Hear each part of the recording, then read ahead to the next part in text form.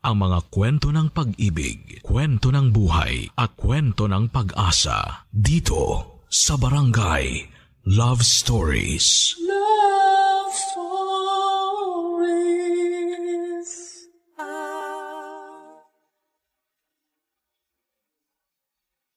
Ang ulan ay kailangan ng mundo. Subalit, mapaminsala kapag nagiging bagyo ito. Ano pa man ang maging lakas ng ulan ay tinatanggap na lang natin. Sapagkat ito ay mula sa kalikasan. Ikaw, kabarangay, anong maganda at masamang karanasan mo sa ulan? Dear Papa Dudut, kumusta po? Sana ay nasa mabuting kalagayan kayo at ang mga tagapakinig ninyo. Gusto ko lamang pong ibahagi ang aking kwento 30 taon nang nakakaraan. Lagi po akong nakikinig sa inyo kaya netong pumasok ang unang bagyo ng taong 2024 ay naisipan kong baka may mapulot na aral ang mga kabarangay sa kwento ko. Tulad nga po ng nabanggit ko ay nangyari po ito 30 taon nang nakakalipas. Ako po si Jelly, 50 years old na po ako sa ngayon. Nangyari po ang kwento taong 1994, noong 20 years old pa lamang ako.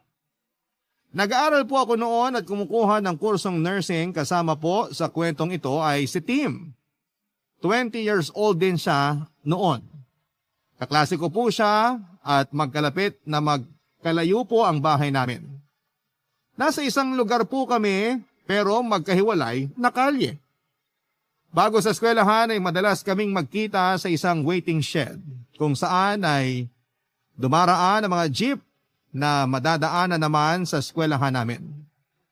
Dahil nga po sa magkaklase kami ay sabay ang oras ng klase namin mula pagpasok hanggang pag-uwi, Papa Dudut. Kaya naman walang araw na hindi kami nagkakasabay sa waiting shed. Kasama din sa kwento si Mang Gani, 50 years old na siya noon, isang vendor na nakapwesto sa waiting shed. Kaya wala ding araw na hindi kami nagkikita sa waiting shed. Kaya naman kakwentuhan din siya ng mga sumasakay doon. Kasama na nga po kami. Noon po ay Hunyo ang unang araw ng pasukan mula sa summer vacation. At ang Hunyo po ang mga panahon na sunod-sunod ang ulan at karamihan ay bagyo. Sa mga unang araw ng Hunyo ay hindi pa pala ulan noon. Noong mga panahon na yon ay nakaschedule ang pagpasok ng tag-ulan at mga bagyo. Sa ngayon kasi unpredictable na. Magugulat ka na lamang na uulan pala. Ang summer nakasakto din sa Abril at Mayo pero ngayon ay naliligaw na ang summer. May mga panahon pa na ang init ng summer ay parang 3 summer na pinagsabay-sabay dahil sa sobrang init. Ang relasyon namin ni Tim noon ay parang ulan din, Papa Dudut. Nung una ay ambon lang hanggang sa nagiging ulan at umabot sa bagyo kung saan ay pataas ang signal. In other words po ay nagsimula kaming hindi okay at aminado po ako doon dahil po kasi sa kasupladahan ko. Nung unang magkasabay kami ay kinausap niya ako pero hindi ko po siya pinansin. Kaya si Mang Gani ang kinausap niya para siguro ay huwag siyang mapahiya. Hanggang sa nasanay na kami na hindi nagkikibuan. Hanggang isang araw papasok habang naghihintay kami ng jeep ay biglang umambon. Isang ulan na hindi sigurado kung ganun lang ba o lalakas pa, Papa Dudut.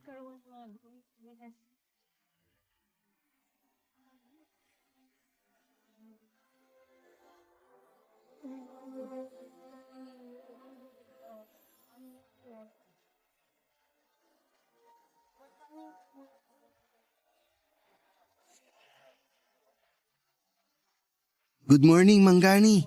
Oh, Tim. Papasok na? Manggani naman. Parang hindi nyo alam ang schedule ko ah. Oh, ayan na palang girlfriend mo. Parating na. Shh! Manggani, huwag kayong magbiro ng ganyan. Pag narinig kayo niyan, isipin niya ako nagsabi.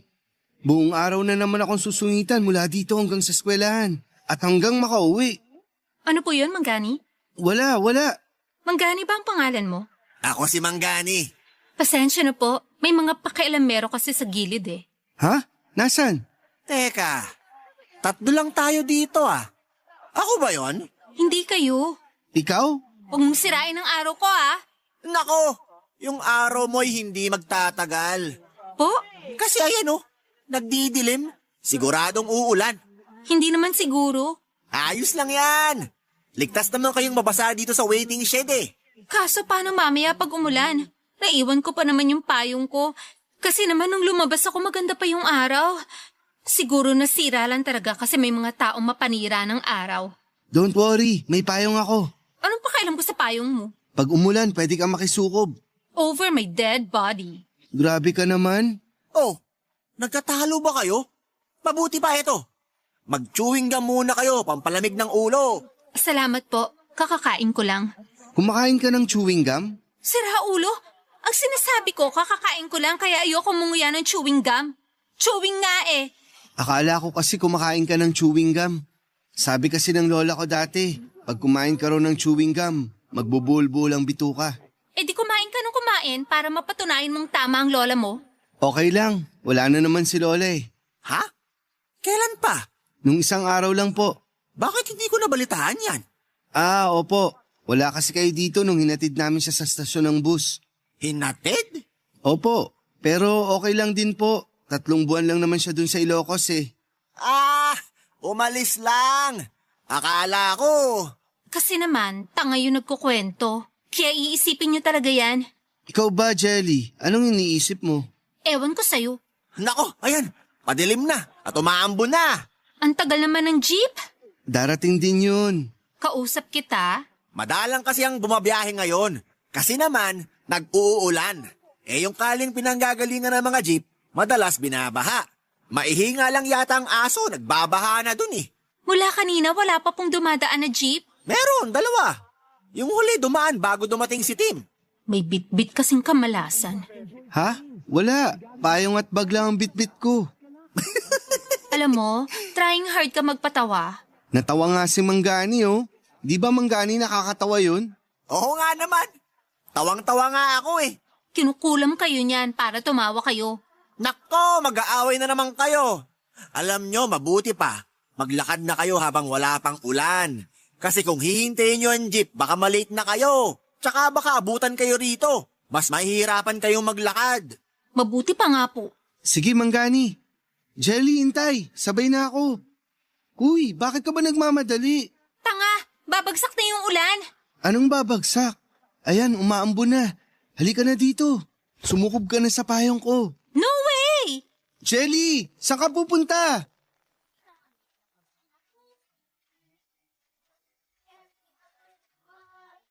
Papa Dudut, hindi talaga ako sumuko. Kahit na hinabol pa ako ni Tim. Kaso wala akong masilungan kaya tumakbo na lamang ako ng tumakbo hanggang makarating sa eskwelahan.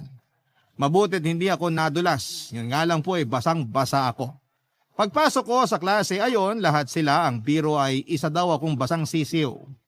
Nang makita ko ng teacher namin ay tinanong kung anong nangyari sa akin. Kinuwento ko na napatakbo ko dahil naabutan ng ulan at nakalimutan kong magdala ng payong. Sabi niya magpalit daw ako ng damit kaso wala din po akong dalang damit noon, Papa Dudut.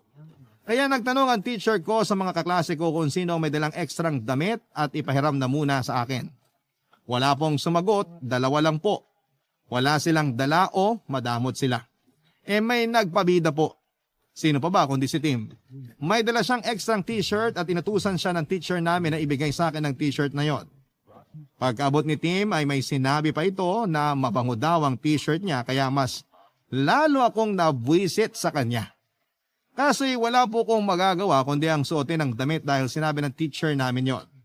Habang tumatagal ay lalo akong nabubwisit kay Tim kaya check ako ng check sa damit ko kung tuyo na para makapagpalit na ako.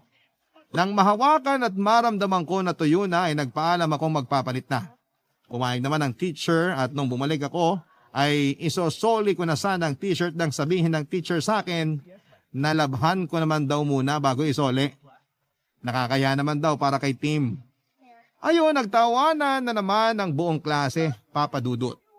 Si Tim naman ay nagpasikat at sinabi pa na ayos lang kahit na hindi na siya or hindi ko nagawin ang maglaba. Kaya mas nagtawanan ng mga tao. Gigil na kung hindi nagsalita at hindi ibinigay ang t-shirt para labhan ko na muna bago isoli sa kanya. Papa Dudut.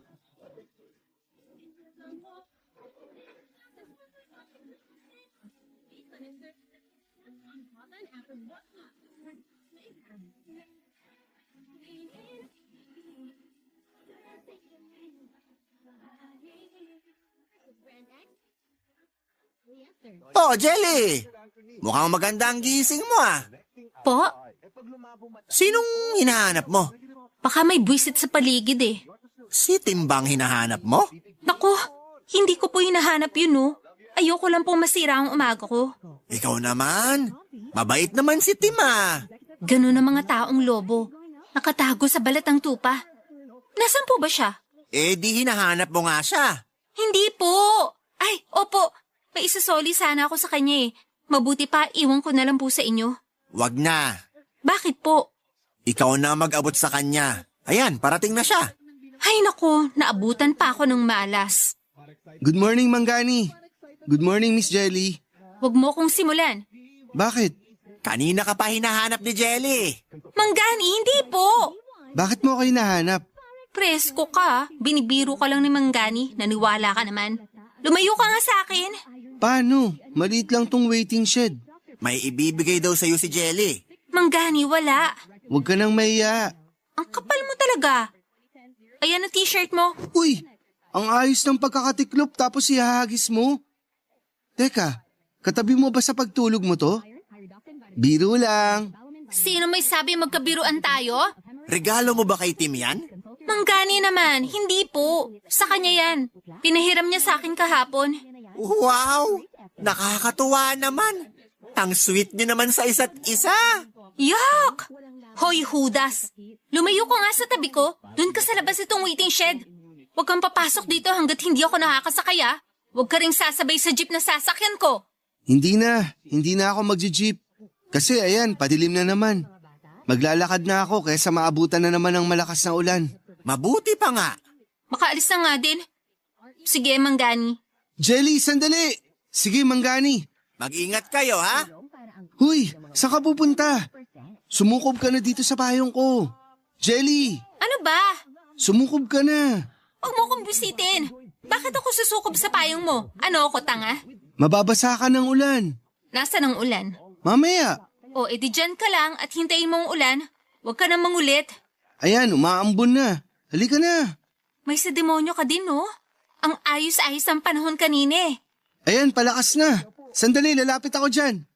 Huwag ka na maglakad. Hintayin mo ako. Ayan, palakas na. Sandali. Hindi ko kailangan ng payong mo. Ay, may payong ka pala. Ano akala mo sa amin? Walang pambili? Akala ko kasi iniiwan mo talaga para makasukob ka sa akin eh. Biro lang. Alam mo, malaki ang kalye. Lumayo ka nga sa akin. Mas malaki ang payong mo. Sukob na lang kaya ako dyan. Maliit tong payong ko, nababasa ako eh. Sukubin mo mukha mo. Ang lakas ng loob mo magyaya ng susukob dyan. Eh, ang makapal na mukha mo pa nga lang hindi nakasya. Lumayo ka nga sa akin. Doon ka sa gilid. Sandali, napaka-ungentleman ko naman. Dito ka sa gilid, dyan ako sa mas malapit sa kalye. Bakit ba mas marunong ka pa sa akin? Dito ako maglalakad. Ikaw, lumayo ka sa akin. Pero, Gusto mo dito sa mas malapit sa kalye? O sige yan, umalis ka na. Mauna ka na. sige na, dito na ako sa gilid. Tara na. Ang kulit mo. Huwag kang lalapit ah. Jelly!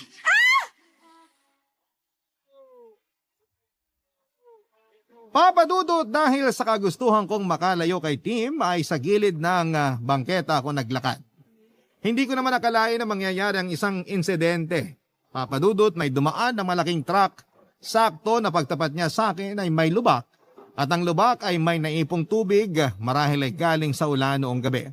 Ayun, tumalsik sa akin ng napakaraming tubig kalye na kulay tsokolate dahil po sa putik. Pumasok na naman po ako sa eskwelahan na basang-basa at natural ay tawanan na naman ng mga kaklase ko at sinabihan na naman akong basang sisiw. Si Tim din po ay nabasa kasi naihagis niya ang payong niya para lapitan ako. Ang kaibahan lang po namin ay ang tubig na nakabasa kay Tim ay galing langit at ang sa akin naman ay galing sa lupa. May magbibiro pa sa amin na kung sabay daw ba kaming naligo ni Tim. Hindi naman ako napipikon kaso noong makita kong tuwang-tuwa si Tim sa mga biro ay doon ako tinamaan ng inis at buwisit sa kanya. Gaya ng dati, pinagpalit kami ng damit ng teacher namin. Si Tim na pasikat, inalok muli ako ng t-shirt na kakasoli ko pa lamang sa kanya.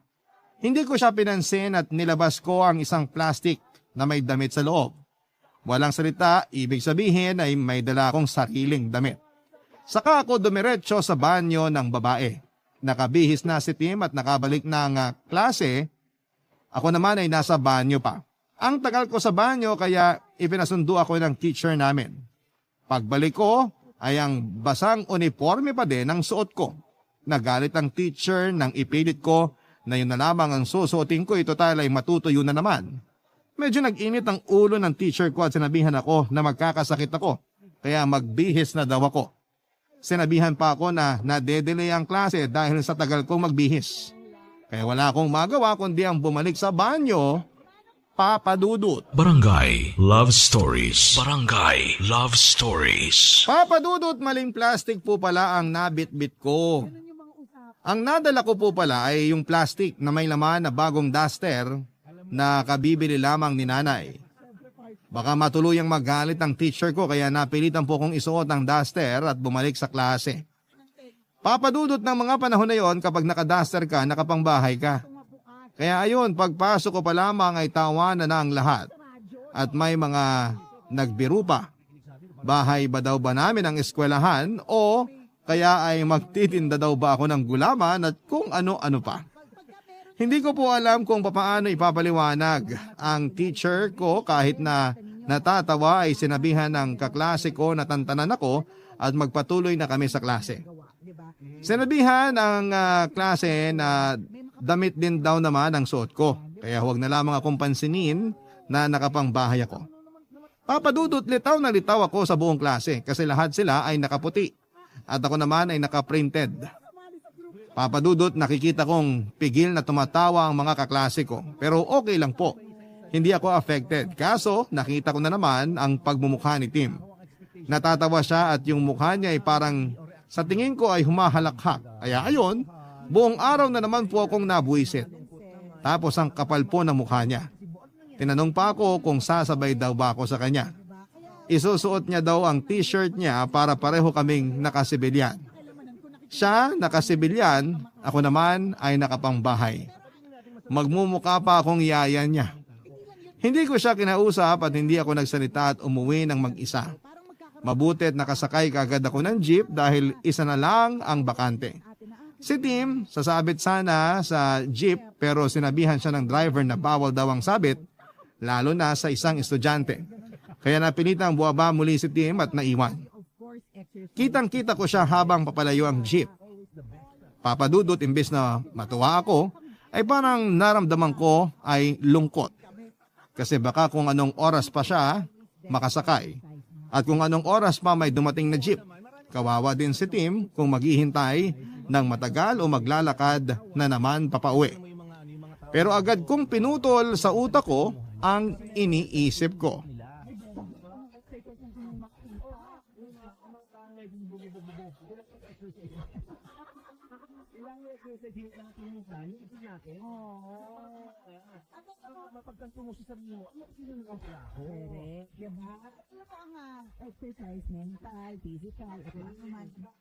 Good morning, Manggani. May bago ba sa'yo? Bago? Sa itsura ko po? Wala po. Hindi sa itsura mo. Saan po? Ewan, pero parang may bago sa'yo eh. Ito pong damit ko? Ay tama, yung damit mo. Hindi po to bago. Luma na po ito. Hindi, may bago sa damit mo. Ano po? Baliktad ang pagkakasuot mo. Nagmamadali po kasi ako eh. Sandali po, babaliktarin ko. Akala ko naligaw ka papunta dito kaya binaligtad mo ang damit mo eh. Nakakatawa po yun. Oo nga. Ay, ang sarap tumawa sa umaga. Hayaan nyo, araw-araw akong papasok ng baligtad ang damit para tumawa tayo tuwing umaga. Anong pinagtatawanan niyo? Ikaw?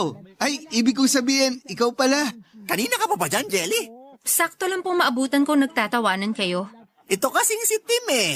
Bakit po? Anong kwento niya sa inyo? Ay, wala. Oo. Manggani, huwag kayong magpatakot sa hambog na to. Alam ko may sinasabi na naman yan tungkol sa akin. Wala. Oo nga naman, Jelly. Natatawa lang kami.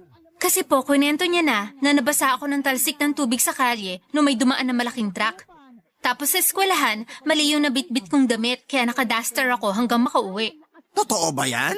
Opo, yun po ang kwento niya ano. Jelly. Tumahimik ka. Huwag kang titingin kay Manggani. Huwag mo siyang takutin. Ay, hindi naman ako tinatakot ni Tim. Ang pinagtatawanan namin ay yung damit niya. Manggani naman. Pati ba naman kayo nahahawa sa kabaliwan nitong lalaking to? Ano naman ang nakakatawa sa damit niya? Uniforme po yan sa eskwelahan. Ngayon, hindi na nakakatawa. Pero kanina, nakakatawa. Kasi dumating siya dito na baliktad ang damit niya. Sigurado po bang hindi kayo tinatakot nitong si Tim? Hindi. Nagpapasalamat pa nga ako at pinatawan niya ako ngayong umaga. Pero huwag ka mag-alala, Jelly. Kasi nakakatawa din naman yung kinuwento mo. Natalasikan ka ng tubig pagdaan ng truck. Tapos nakadaster ka sa eskwelahan. Nakakatawa yun. Makaalis na nga, baka umulan na naman. Jelly, sandali. Nako, buti hindi ka pa nakalayo. Ano ba naman yung ulan na yan? Kanina wala naman tapos biglang bumagsak. May payong ka ba? Halika, sumukob ka na sa payong ko. Mabuti pa nga maglakad na kayo. Kasi baka matagalan na naman ang pagdating ng jeep. Medyo madami kasing kalye na binaha. Ganun po ba? Sige po, aalis na ako. Sandali! Ha? Bakit? Naiwan ko yung payong ko. Babalikan mo? Pag binalikan ko, para na rin ako naglakad papuntang eskwelahan. E di dediretso na ako sa eskwelahan. Pero mababasa ka. Common sense naman. Ang ibig kong sabihin, makikisabay na lang ako sa'yo kahit ayaw ko. Sakto, kasi malaki tong payong ko. Tara na. Mag-ingat kayo, ha? Bye, Manggani. Bilis na natin maglakad. Dahan-dahan. Parang tumatakbo na tayo eh. Madulas ang kalye. Kita mo, ang layo na agad natin kay Manggani. Ang dami mong angal. Bilisan na natin kasi palakas na ng palakas ang ulan. Papa Dudut, may dala talagang malas itong si Tim. Malaki nga ang payong niya. Hindi kami nabasa ng ulan kahit halos patakbo na ang lakad namin. Kaso po ay bigla namang humangin ang pagkalakas-lakas. Hinangin yung payong ni Tim.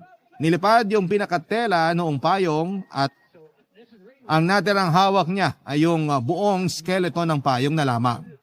Kaya ayon, sa lakas ng ulan ay wala kaming matakbuhan para silungan. Kaya para kaming nagmamarathon papunta ng eskwelahan. Ayon, basang-basa na naman kami. Siyempre, inasar na naman kami ng mga alaskador naming mga kaklase. Hindi na kami naghintay na utusan ng teacher namin na magpalit. Pumunta na kaagad kami sa mga banyo at doon na nga nagpalit. Bago pa ako makalabas ay may mga pangaasar pa na kung anong kulay daw ba ng duster ko sa araw na yon. Hindi ko sila pinansin kasi maginaw kaya nagmamadali ako nagpunta sa banyo para magpalit na. Naunang nakabalik si Tim sa klase tapos ang buong klase ay nakatingin sa pinto. Hinihintay nila ang pagbabalik ko dahil gusto nilang makita kung ano ang suot ko. Pero napatahimik na lamang ang buong klase pagpasok ko. Tahimik lahat maliban sa teacher ko na nagalit. Bakit daw nagpapasaway na naman ako at ayaw ko pang magpalit? Pero nakapagpalit na po ako kasi ang binaon ko po ay ang isa ko pang uniforme. Kaya uniforme ba din ang suot ko? Tahimik ang teacher ko pati na ang mga kaklase ko. Nakita ko si Tim na natatawa. Papadudot dahil nga sa inis ko sa kanya ay na-misinterpret ko ang tawa niya. Hindi pala ako ang pinagtatawanan niya kundi ang buong klase na napahiya dahil naka-uniforme muli ako. Pero syempre hindi ko pa po alam noon kaya dagdag inis ko na naman kay Tim ng araw na yon.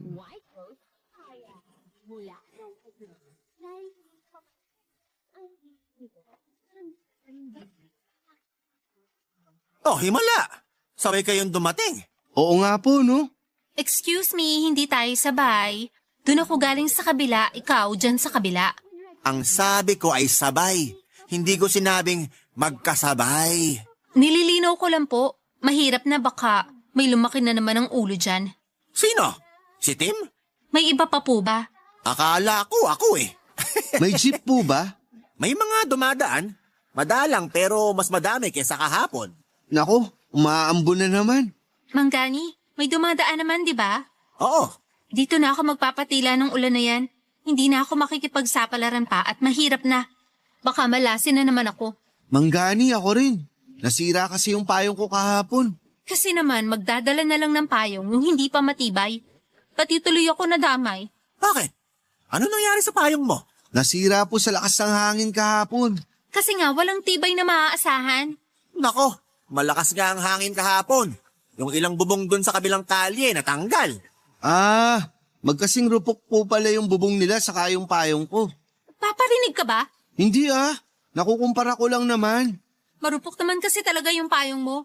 Yung puno na yon, nakikita nyo? Opo, Mamaya, pagtigil ng ulan, sipatin nyo. Mapapansin nyo, medyo umangat sa lupa yung isang gilid. Mabuti nga, hindi nabuwal. Dahil lang sa lakas ng hangin. mas matibay ng konti yung puno kaysa sa payong ko. Tigilan mo nga yung pagsasarcastic mo. Oh, malakas ng ulan, mag-aaway pa kayo? Baka makisabayan sa inyo at maging bagyo. Manggani, parang tumataas ang tubig. Manggani, magbabaha ba dito? Hindi naman palagi. Pag malakas na ang ulan, gaya niyan. Aabutin po tayo dito sa bangketa. Hindi. Madalas ang baha dito hanggang dyan lang sa bago umabot dito sa taas ng bangketa. Kaya hindi tayo aabutin dito. Pero ang lakas po ng ulan. Kaya dapat ipagdasal natin na tumigil na ang ulan. Po, ibig sabihin pwede nga tayong abutin dito. O ayan, pahupa na ang ulan. Kaya hindi natataas yan.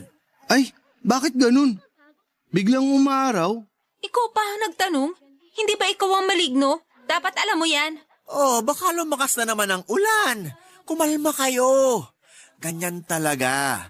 Minsan nga umuulan dito pero 3 hakbang mula dito maaraw eh. Nakakatakot naman. Natural lang yun.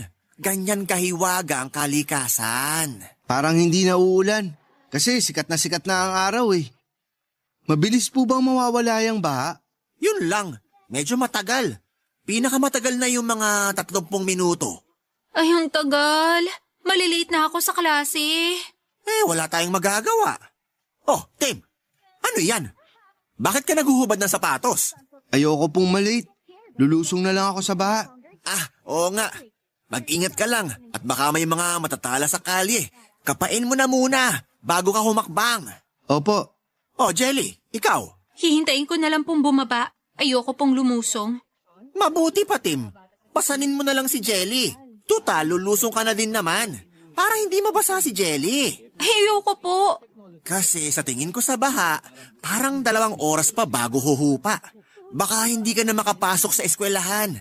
Kaya kung ako sa'yo, pumasan ka na. Kaya ka naman ni Tim. sasabay ka ba? Oo na nga.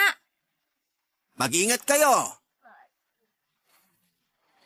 Ayos ka lang? Maglakad ka na nga lang. Dami mo pang tanong eh. Huwag mo kong ihulog ah. Siyempre hindi. Akong bahala sa'yo. Uy! Papa Dudut, isang kamalasan na naman ang naranasan ko sa kamay ni Tim. May malaki palang hukay sa dinaanan namin. Dala nga po sa baha ay hindi ito nakikita. Kaya paghakbang ni Tim ay nahulog kami sa hukay na yon. Kaya ang ending ay pareho kaming basang-basa. Siyempre pagpasok sa klase ayon, ay na naman ang mga alaskador naming mga kaklase. Natatawa na naman sa amin pero mas lalo silang naghagalpaka ng tawa. Noong malaman nilang nahulog kami sa butas kaya nalubog sa baha. Kung paano nila nalaman ay ikinuwento ni Tim kaya doble-doble ang galit ko sa kanya. Sobrang galit ko ay kung ano-ano pang mga nasabi ko kay Tim, Papa Dudut. At sa unang pagkakataon ay naramdaman kong sumama ang loob ni Tim. Medyo nagalit siya sa pagkakasabi niyang hindi naman niya sinasadya. Maski naman siya ay nahulog din sa butas. Pero noong malaman niya kung bakit ako galit na galit, ay nanahimik siya. Pero alam ko na natatawa siya. Pinipigil niya lang. Nakainom po kasi ako ng tubig baha. Gaya ng dati, pinagpalit muli kami ng damit ng teacher namin. Papadudot dahil sa tag-ulan ay nasanay na talaga ang mga estudyante na i-plastic ang mga gamit at iselyo saka ilalagay sa bag. Para kung mabasa man ng ulan ang bagay hindi mababasa ang mga gamit, naka-plastic po ang mga gamit sa eskwela pero ang mga damit namin na baon ay hindi. Lalo na po ako. Hindi ko na po pinaplastic para alam ko na tamang damit ang bit-bit ko at hindi sa nanay ko. Kaya dahil nga sa hindi naka-plastic at basang-basa din po ang mga damit na baon namin dahil sa pagkakalubog sa baha ng araw na yon. Papa Dudut. Barangay Love Stories. Barangay Love Stories. Papa Dudut, dahil nga po sa basa pati ang mga baon naming damit ay wala kaming maisuot. Hindi na nagtanong ang teacher namin kung may mapapahiram ba sa mga kaklase namin ang dala nila. Ang ginawa na lamang ng teacher namin ay kinuha ang mga nakatagong lab gown na malilinis naman dahil pinapalabhan naman yon kapag ginagamit. At yon ang ipinasuot sa amin hanggang sa matuyo ang mga damit namin na basang-basa pa. Wala kaming choice kundi ang suotin ng mga lab gown, Papa Dudut. Siyempre, ayun naman ang mga kaklase namin at buong araw na Doc ang tawag sa amin. Habang ako ay naiinis sa biro, si Tim naman ay natatawa. Kaya habang natatawa siya ay mas naiinis naman ako. Nang matapos ang klase ay saka ko nilabas ang galit ko kay Tim. Nasabihan ko siya na puro kamalasan ang ibinibigay sa akin sa tuwing makakasama ko siya. Sinabihan ko siya na huwag nang sasabay sa akin kahit na kailan. Kapag nakikita niya ako na nasa waiting shed na ay huwag siyang pupunta hanggang hindi ako nakakasakay o nakakaalis. Ganon din ako. Pag nauna siya at nakita kong andun siya ay hihintayin ko muna siyang makaalis bago ako pumunta ng waiting shed. Masunurin ata si Tim, Papa Dudut, kasi kinabukasan ay hindi ko siya nakita. Kahit sumulyap-sulyap ako sa kalye ay kung nandun nga ba siya at naghihintay lamang na makaalis ako ay hindi ko siya nakita. May dumaan na jeep pero hindi ako sumakay. Kakahanap kung nandun na nga ba siya. Hanggang sa mapansin ako ni Mang Gani, Papa Dudut.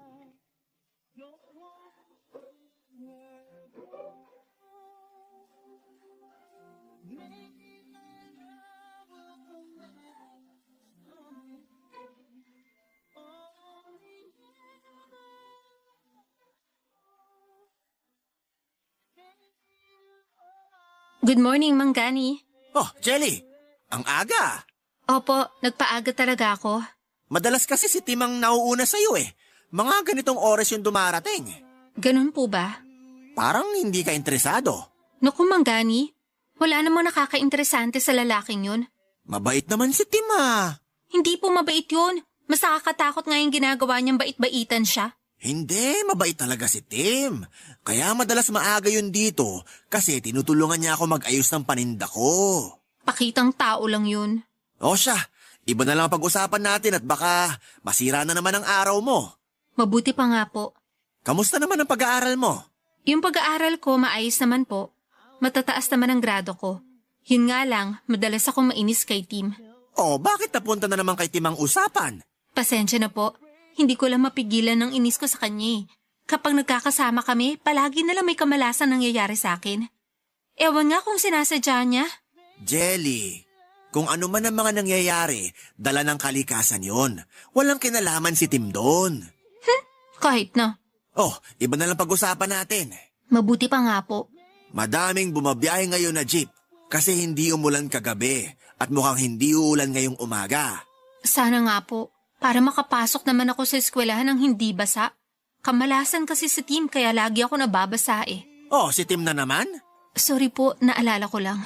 Naisip ko tuloy, bakit kaya wala pa yung batang yon? Baka nandyan lang yan. Oh, kung nandyan lang siya, bakit hindi pa siya nagpupunta dito?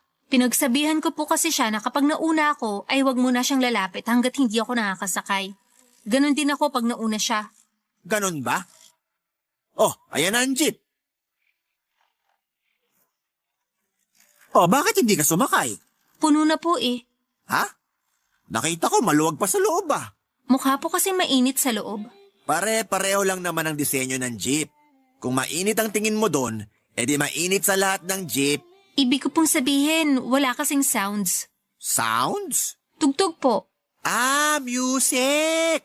Opo. Dati ka bang giraffe? Po? Bakit po? Nagkakanda haba yung leg mo eh. Sino bang hinahanap mo? Wala po. Si Tim ba? Hindi po Sa akin ka pa talaga maglilihim? Aminin mo na. Si Tim ano? Opo. Kasi baka biglang dumating nandito pa ako. Bakit kasi hindi ka pa sumakay dun sa jeep kanina? Para nakalabas na din siya kung saan man siya nagtatago. Yung susunod po. Hayaan mo na. Huwag mo nang hanapin at magkikita din kayo sa eskwelahan. Pero malilate na siya. Kasi nga nandito ka pa. Oo nga po. Sasakay na po ako sa darating na jeep. Sige, maghintay ka lang dyan. Jeep po ang hinihintay ko hindi si Tim. Wala naman akong sinabi Nililinaw ko lang po. Malinaw. Hindi po kaya nauna na siyang pumasok? Imposible. Dito naman unang nagpupunta yun bago pumasok. Bukod sa dito ang antayan ng jeep, nakasanayan na nun makipagkwentuhan muna bago pumasok. Ganun po ba? Oh, ayan ang jeep. Po? Sige po, sasakay na ako. Oh, sakay na't baka umalis na naman yan. Opo. Mag-ingat ka ha. Sasabihin ko na lang kay Tim na hinanap mo siya. Papadudot ng sabihin ni Mang Gani yon ay hindi na ako nakasagot pa dahil umandar na ang jeep. Pero sa isang banda ay ewan ko na bakit parang gusto ko talaga siyang hayaan na sabihin kay Tim na hinahanap ko siya. Nag-guilty po ako sa mga masamang nasabi ko sa kanya at yung pagpipigil ko sa kanya na huwag pupunta ng shed pag nandun pa ako. Nakarating ako ng klase pero wala doon si Tim. Ibig sabihin ay hindi pa pumapasok. Malamang ay nasa waiting shed ng oras na yon at naghihintay ng jeep at kausap si Mang Gani. Baka nasabi na ni Mang Gani na hinahanap ko siya. Ang tagal na wala pa din siya papadudot. Naisip ko na baka nahirapang makasakay ng jeep pero madami namang bumabiyahe nun. Sumilip ako sa labas, baka umuulan na naman at na-stranded na naman siya sa shed o naglakad pero maaraw naman. Nagsimula ang klase, wala pa siya. Nag-roll call na markahan siyang absent. Pero natapos ang klase, hindi siya dumating kahit na late. Nag-isip ako buong araw kung bakit absent siya. Nasa na kaya siya? Naisip kong muli ang mga binitawan kong mga masasakit na salita. Paano ko kaya babawiin yon? Dumating nga ang kinabukasan at nauna na naman ako sa shed. Wala pa din si Tim at doon ko nalaman kay Mang Gani na nagkasakit pala si Tim mula doon sa huling nalublob kami sa baha. Kaya hindi na muna ako tumuloy sa eskwelahan at pumunta sa bahay nila Tim. Mababait ang mga magulang niya at pinatuloy na lamang ako sa kwarto kung saan ay nakahiga si Tim ng mga oras na yon.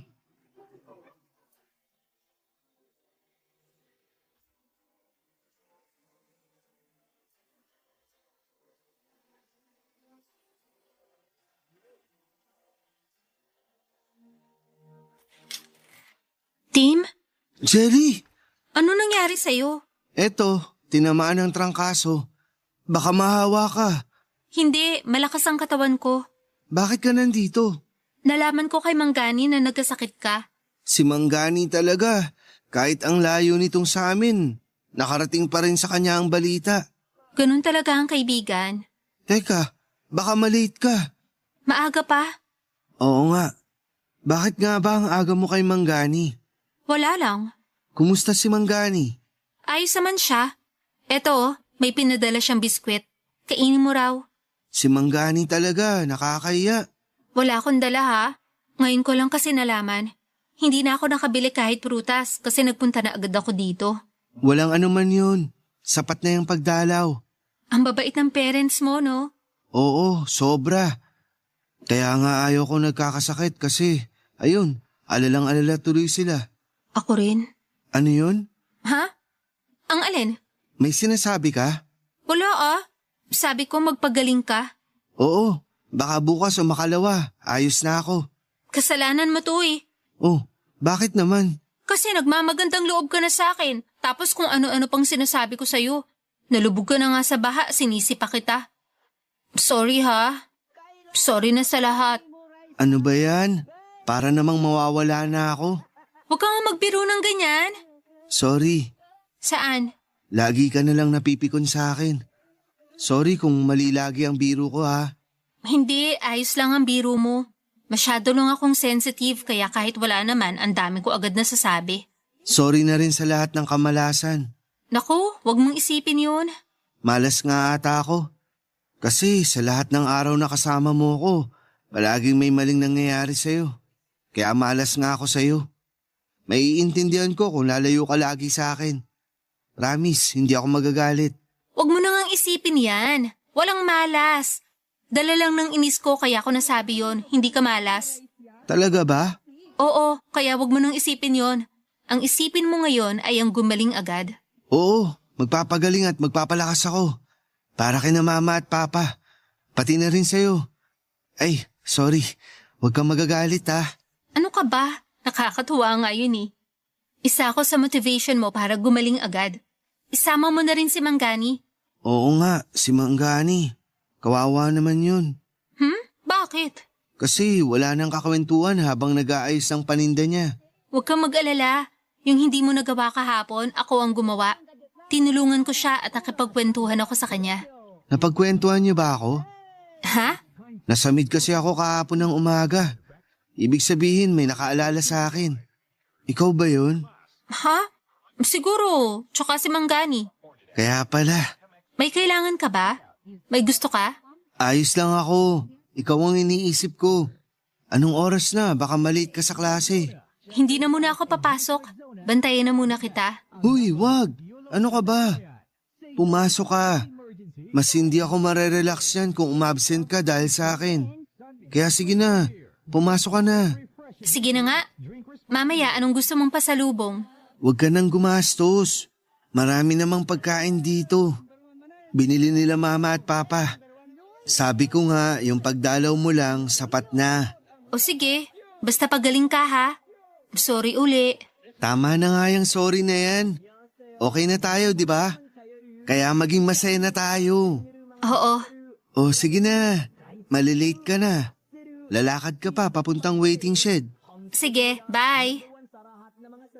Papa Dudut, mula noong araw na yon ay araw-araw bago pumasok at pag-uwi galing eskwelahan ay pumupunta ako kay Tim para alagaan siya.